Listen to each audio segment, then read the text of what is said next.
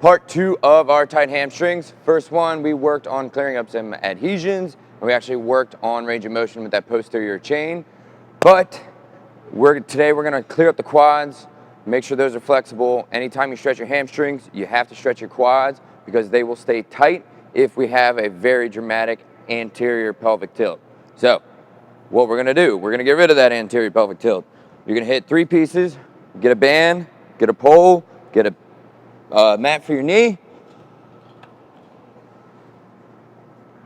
First piece, get it right up underneath your butt, right underneath that gluteal fold.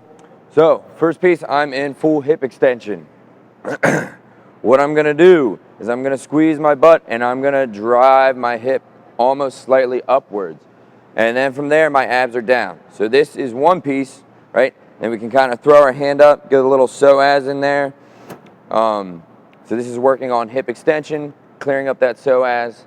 And then while you're down here, after you do about a minute of this, you can go right into hip hyperextension.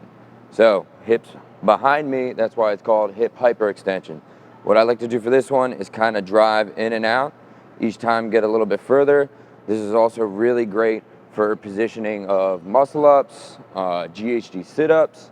If you're gonna be short in that hip, it's gonna display, it's gonna affect your lower back.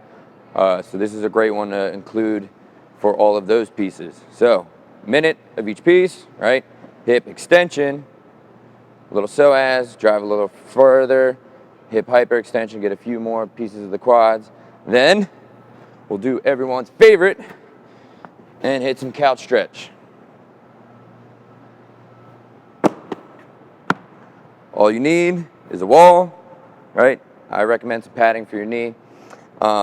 And maybe a box to help prop yourself up. So if you're really tight, first piece, start here, knee is slightly away from the wall. Some people you'll find out there put all the way on the wall.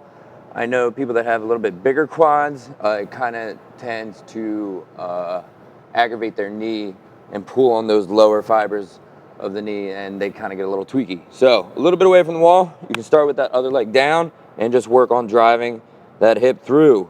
Next, work that foot up. Both hands are down, same thing, right? You can see that I'm driving that hip through to full extension. Another piece to get rid of an excessive anterior pelvic tilt. Then, when you're getting a little bit more flexible, work your way up, same thing. Squeeze that butt cheek, right? And now we're hitting the rectus femoris. So you have 3 pieces, clearing up the quads. You have to hit all 3 pieces to hit all 4 quads. And then once we do this, we're gonna get a better release in our hamstrings. Till next time.